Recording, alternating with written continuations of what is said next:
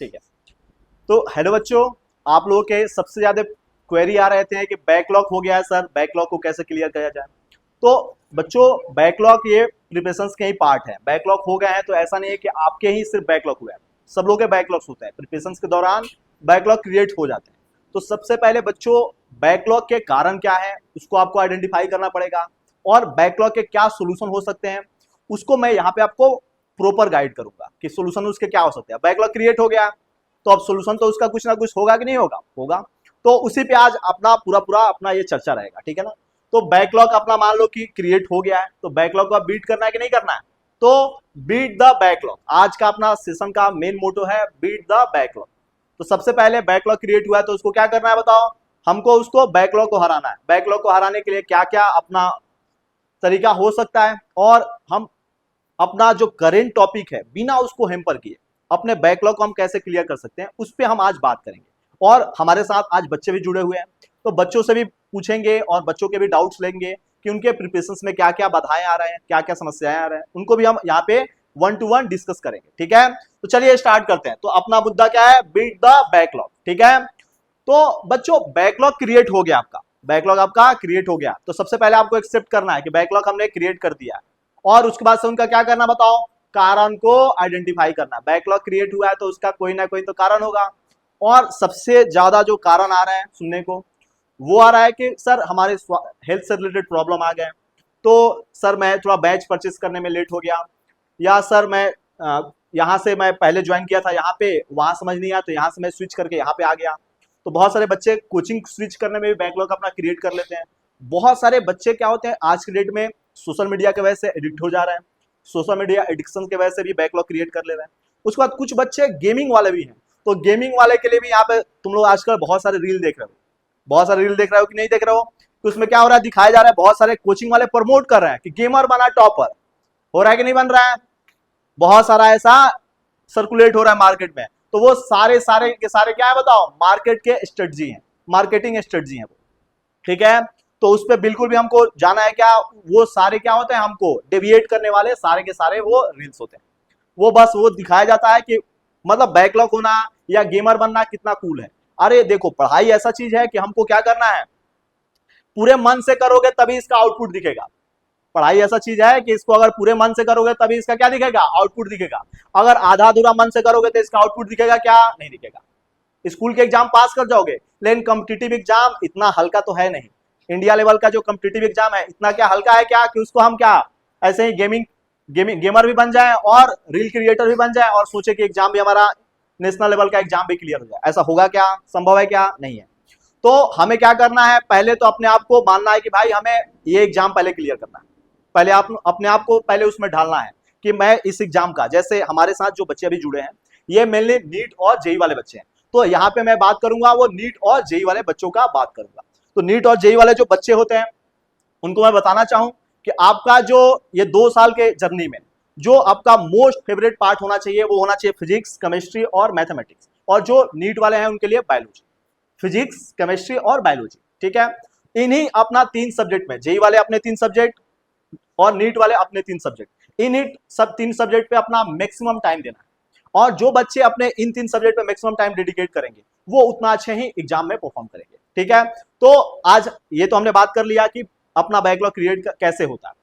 Backlog create हो गया है, अब उसको हम कैसे हम टेकल करें या बैकलॉग को कैसे क्लियर करें। तो बच्चे ये बोल रहे हैं कि सर बैकलॉग तो पीछे क्रिएट हो गया, आगे एक टॉपिक रनिंग भी चल रहा है। तो आगे रनिंग टॉपिक चल रहा है तो रनिंग टॉपिक को हमको ध्यान भी रखना है, उनको भी कवर करना है, और साथ में जो पीछे बैकलॉग क्रिएट हुआ उनको भी कवर करना है। तो इसमें मैं एक ही पॉइंट बताऊंगा कि देखो, आगे जो करंट रनिंग टॉपिक चल रहा है वो तो प्राइम फोकस होना ही चाहिए। इसलिए कि देखो, अगर हम वो करंट रनिंग टॉपिक है ना उसको अगर हम छोड़ दें तो हमारा क्या होगा, फोकस डिविएट हो जाएगा, जो कि अच्छी बात बिल्कुल नहीं है। स्टडी बिना फोकस के संभव है क्या, नहीं है। तो जो रनिंग टॉपिक है उस पर आपको क्या करना है, पूरा पूरा फोकस करना है, रनिंग टॉपिक पर फोकस करिए। उसके बाद से जो हमें क्या करना है, मान लो कि हमारे टाइम शेड्यूल, टाइम टेबल बनाएंगे, उसमें से कुछ टाइम हमको निकाल के क्या करना है, जो बैकलॉग क्रिएट हुए हैं उन पे डेडिकेट करना है। जैसे जैसे एग्जांपल में ले लो, मान लो कि जनरल जो एवरेज इंडियन स्टूडेंट्स पढ़ते हैं नीट और जेई के प्रिपरेशंस में, स्कूल और कोचिंग के अलावा जो सेल्फ स्टडी में टाइम डेडिकेट करते हैं, अगर एवरेज में डेटा आप लोगों को शेयर करूं अपने इंडिया का, तो वो 6 आवर्स निकल के आता है। तो 6 आवर्स में अगर देखें तो हमें करेंट टॉपिक पे डेडिकेट करना है, वो 4 आवर्स सफिशियंट होते हैं। अगर आपने क्लास में अच्छे से सुना है तो प्रॉब्लम प्रैक्टिस के लिए और नोट्स को रिवीजन करने के लिए 4 आवर क्या होते हैं, मोर देन इनफ होते हैं। 2 आवर जो बचे उसको आपको क्या डेडिकेट करना है, बैकलॉग क्लियर में हमको डेडिकेट करना है। तो ऐसा तो होगा नहीं कि आपका तीनों सब्जेक्ट में बैकलॉग होगा, मैं मान लेता हूं कि तीनों सब्जेक्ट में बैकलॉग है। जैसे एग्जांपल लेते हैं नीट वाले बच्चों का, तो नीट वाले बच्चों का अगर बैकलॉग है तो आप क्या कर सकते हो, जैसे फिजिक्स में होगा कुछ बैकलॉग, कुछ केमिस्ट्री में होगा, कुछ बायोलॉजी में होगा। जैसे 12th वाले बच्चे हैं तो उनका एग्जांपल ले लें, तो फिजिक्स में नंबर ऑफ चैप्टर्स ज्यादा पढ़ने और बच्चों का थोड़ा इंटरेस्ट भी कम होता है, तो आप बच्चों क्या कर सकते हो, ज्यादा से ज्यादा टाइम किस पे डेडिकेट कर सकते हो, फिजिक्स में डेडिकेट कर सकते हो। इसलिए कि problem solving skill time taken है, उसको थोड़ा हमको टाइम ज्यादा डेडिकेट करना पड़ेगा, तभी जाएगा हम क्या कर पाएंगे, प्रॉब्लम सॉल्विंग स्किल को काफी अच्छे से इंप्रूव कर पाएंगे।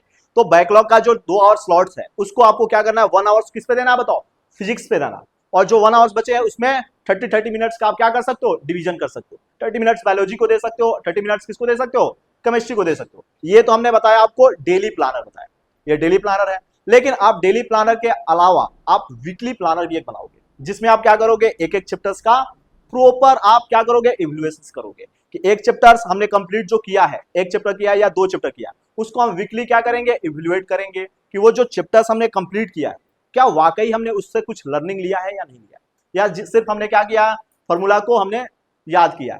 तो हमें क्या करना है, वीकली हमें एक टेस्ट भी देना है या एक वीकली रिवीजन सीरीज भी रखना है, जिसमें हम क्या करेंगे बताओ, जो हमने टॉपिक करंट हमने कवर किया, जो बैकलॉग क्रिएट हुआ था उसको जो हमने डेली प्लानर में कवर किया था, उसको वीकली हमको क्या करना है, इवैल्यूएट करके और उसके प्रॉपर हमें एनालिसिस करना है। और जो भी मान लो कि बहुत सारे बच्चे का बैकलॉग जो होता है ना, वो सबसे बड़ा जो ब्लंडर करते हैं, सबसे बड़ा जो ब्लंडर करते हैं वो क्या करते हैं, जो कोचिंग के या जो स्कूल के टेस्ट होते हैं उसमें पार्टिसिपेट नहीं करते। तो बच्चों ये आपको बिल्कुल गलती नहीं करना। जो टेस्ट है, अगर आपका बैकलॉग क्रिएट हो गया, मान लो कि बैकलॉग जो क्रिएट हुए हैं उन्हीं चैप्टर्स के टेस्ट आ रहे हैं, तो आप ऐसा तो होगा नहीं कि आप कुछ भी नहीं जानते होगे उस टॉपिक से रिलेटेड, कुछ ना कुछ तो जानते होगे, चैप्टर का नाम तो जानते होगे। तो आपको बिल्कुल ये नहीं करना है कि टेस्ट से आपको भागना है, आपको टेस्ट में अपियर तो होना ही होना है। एक बार आप टेस्ट में अपियर हो गए तो उससे ये होगा कि अगले दिन टेस्ट रहता है, तो चाहो या ना चाहो तो क्या होता है, थोड़ा ना थोड़ा हम क्या करते हैं, पढ़ाई कर ही लेते हैं। अगले दिन अगर तुमको ही बता दिया जाए कि कल टेस्ट है, तो ऑटोमेटिक क्या होता है, सीरियसनेस थोड़ा सा अपने अंदर आ जाता है, डिसिप्लिन थोड़ा सा आ जाता है और हमारा फोकस भी इंप्रूव हो जाता है। ये मैंने बहुत सारे बच्चों के साथ देखा है। अगर उन्हीं बच्चों को बोला जाए कि कल मैं ये फॉर्मूला याद करके आना, तो नहीं याद करके आएंगे, लेकिन यही बोल दिया जाए बच्चों को कि कल टेस्ट है इस चैप्टर का, तो क्या करते हैं, उस चीजों को थोड़ा ज्यादा सीरियस लेते हैं। तो आपको भी क्या करना है बताओ, आपको भी प्रॉपर अपना टेस्ट को टेस्ट की तरह लेना है और प्रॉपर प्रिपरेशंस के साथ टेस्ट में जाना है। और वो टेस्ट में प्रिपरेशंस के साथ जाओगे तो उसी बहाने क्या होगा, आपका कम टाइम में ज्यादा से ज्यादा सिलेबस कवर भी आप करोगे। तो आपको तो टेस्ट को बिल्कुल स्किप करना है क्या, बिल्कुल भी स्किप नहीं करना है, ठीक है। और बहुत सारे बच्चे क्या होता है कि बैकलॉग क्रिएट होने की वजह से लो कॉन्फिडेंस में आ जाता है, जो कि करना है क्या, बिल्कुल भी। देखो बच्चों, कॉम्पिटिटिव एग्जाम फोकस और कॉन्फिडेंस का गेम है। अगर आपका फोकस और कॉन्फिडेंस दोनों में से कोई भी एक डाउन हुआ तो आप एग्जाम में पीछे छूटने लगोगे। और ये इंडिया लेवल का कंपटीशन है, कोई ये स्कूल का कंपटीशन है क्या, नहीं। इसमें लाखों बच्चे पार्टिसिपेट करते हैं। बात करें नीट का, तो नीट में आप लोग भी जानते हो कितने बच्चे पार्टिसिपेट किए थे, 22 से 23 लाख बच्चे इस साल पार्टिसिपेट किए थे, ठीक है ना। बात करें जेई का, तो इसमें 13 से 14 लाख लोग पार्टिसिपेट करते हैं। उतने बच्चे में अपना जगह बनाना, अपना सीट को फिक्स करना इतना इजी तो नहीं होगा। तो अगर हम लेक ऑफ कॉन्फिडेंस में रहे या हमारे अंदर कॉन्फिडेंस की कमी रहे, तो हम क्या इन इतने बड़े एग्जाम को क्लियर कर सकते हैं क्या, नहीं कर सकते। तो हमें क्या करना है, प्रिपरेशन थोड़ा कम हो जाए लेकिन कॉन्फिडेंस को कम करना है क्या, बिल्कुल भी नहीं। कॉन्फिडेंस, अपने आप पे कॉन्फिडेंस होना चाहिए, ठीक है ना। अपने आप पे कॉन्फिडेंस रखो, अपने मेहनत पे भरोसा करो और अपने प्रिपरेशन का जो स्ट्रेटजी है उस पर भरोसा करो और फोकस होकर हमको स्टडी करना है। ये नहीं कि 3 घंटे बैठे थे और पढ़ाई कितना आउटपुट कितना निकाले, 30 मिनट का। ऐसा स्टडी भी कोई काम का है क्या, नहीं। तो हमें क्या करना है, 3 घंटे बैठना है तो हमें ध्यान रखना है कि जो हमारा टेक्निक होता है कि हमें क्या करना है, हर 30 मिनट पे 5 मिनट का ब्रेक लेना होता है। 30 मिनट पढ़ाई की है, 5 मिनट का ब्रेक लिए। उस 5 मिनट में आप क्या करते हैं, आप क्या कर सकते हैं, कुछ फिजिकल एक्टिविटी कर सकते हैं या अपने आसपास में जाके थोड़ा घूम के आ सकते हैं, ठीक है। तो ज्यादा बेहतर अपना स्ट्रेटजी होता है कि 30 मिनट का जो हाईली फोकस स्टडी होता है ना, तो साइंटिफिकली आप प्रूव हुआ है कि वो क्या होता है, सबसे मोर आउटकम वाला स्टडी होता है। सबसे ज्यादा आउटकम हम निकाल पाते हैं वो 30 मिनट का स्टडी वाला, 30 minute study 5 minute break, 30 minute study 5 minute break. तो अगर ऐसे हम अगर करके अपना सिलेबस को कवर करें तो काफी इफेक्टिव से हम तरीके से हम क्या कर सकते हैं, कवर कर सकते हैं। अब हम क्या करेंगे, जो हमारे साथ बच्चे जुड़े हुए हैं, ये जो बच्चे हैं एक एक करके क्या करेंगे, अपने अपने डाउट्स पूछेंगे और इन बच्चे के डाउट्स के अकॉर्डिंग ही मैं क्या करूंगा, आप लोगों को भी गाइड करते चलूंगा। इसलिए कि जो ये बच्चे यहाँ पे जुड़े हुए हैं, ये मतलब मान के चलो एवरेज बच्चे हैं, तो ये क्या करेंगे, इनके डाउट्स जो होंगे वो मान के चलो एवरेज स्टूडेंट्स के जो डाउट आते हैं वही सारे डाउट्स होंगे। तो चलिए स्टार्ट करते हैं, एक एक करके डाउट्स को लेते हैं, ठीक है। चलो तो स्टार्ट करते हैं डाउट लेना एक एक करके। सबसे पहले कौन पूछेंगे डाउट, अपना अपना डाउट पूछेंगे। सबसे पहले क्लास 12th वाले पूछेंगे, क्लास 12th वाले अपने अपने डाउट पूछेंगे। क्लास 12th वाले प्रिपरेशन के मिड में थोड़ा सा लो कॉन्फिडेंस में रहते हैं, तो वो अपने अपने डाउट पूछेंगे एक एक करके।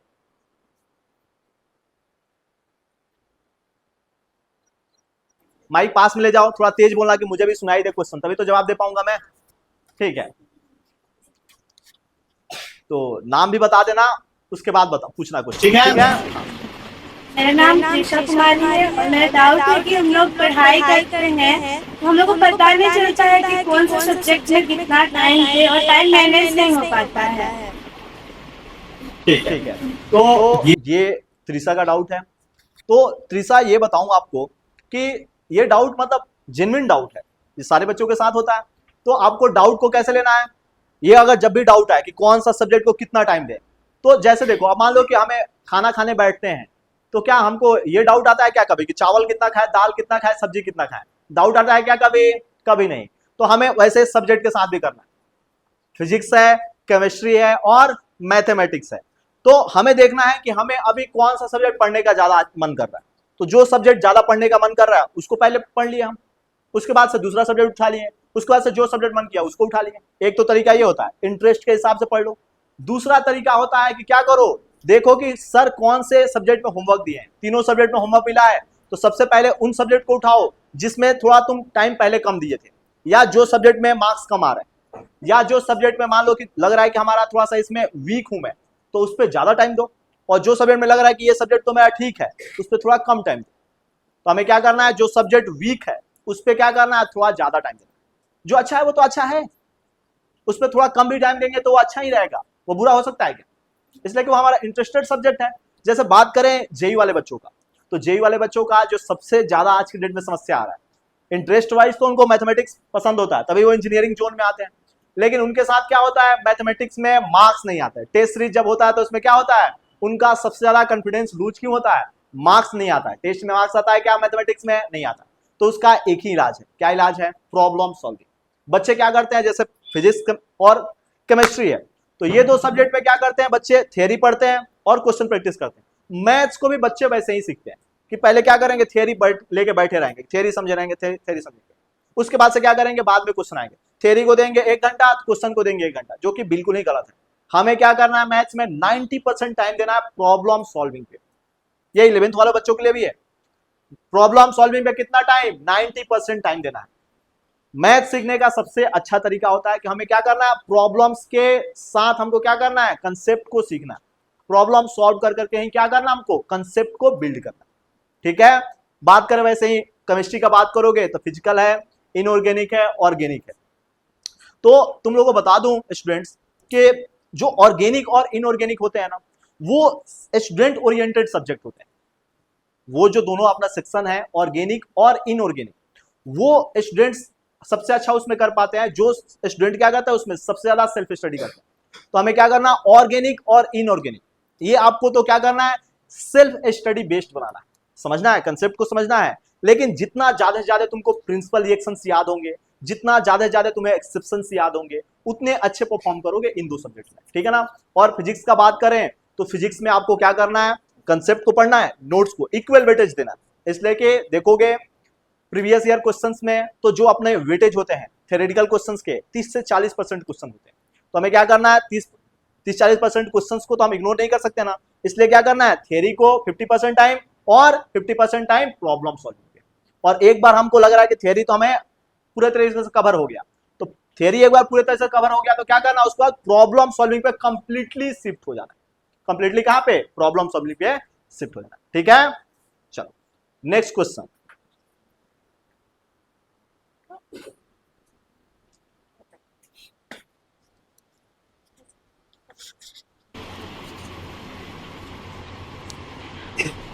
माइक पास में। सर मेरा नाम सोनाता अच्छा है और हमको डाउट होता है क्वेश्चन समझ में, बहुत ज़्यादा घुमा के पूछ लेता है तो क्वेश्चन समझ में नहीं आता। ठीक है, तो डाउट है कि क्वेश्चन समझने में, ये भी बहुत सारे स्टूडेंट्स का डाउट है, ये भी बहुत कॉमन डाउट है कि कुछ हम थ्योरी भी पढ़ लेते हैं, फॉर्मूला भी याद कर लेते हैं, कंसेप्ट को समझ भी लेते हैं, लेकिन क्वेश्चंस पढ़ के समझ नहीं आता है कि इसमें आगे प्रोसीड कैसे करें क्वेश्चंस को।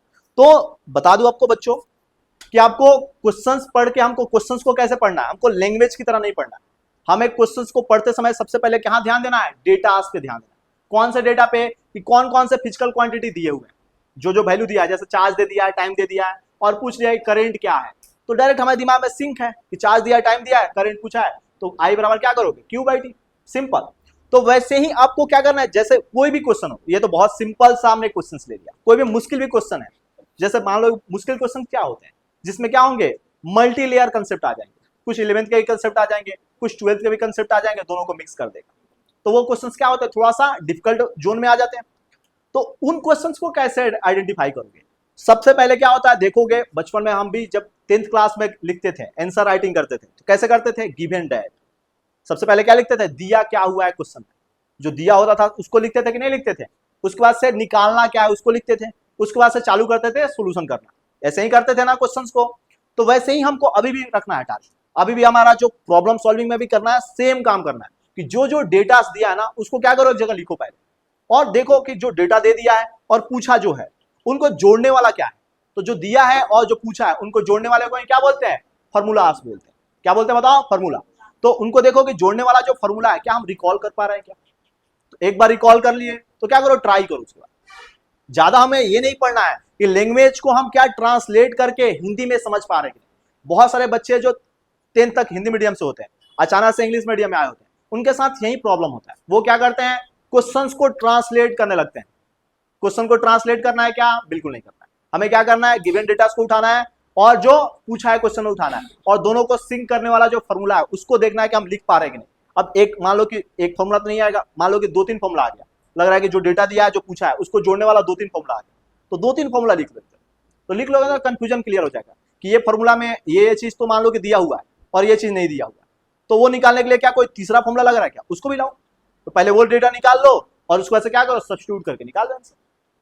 तो हमें ऐसे अप्रोच करना होता है क्वेश्चंस को, ठीक है, क्लियर है डाउट, ठीक है। सेशन आप लोग कैसा लगा,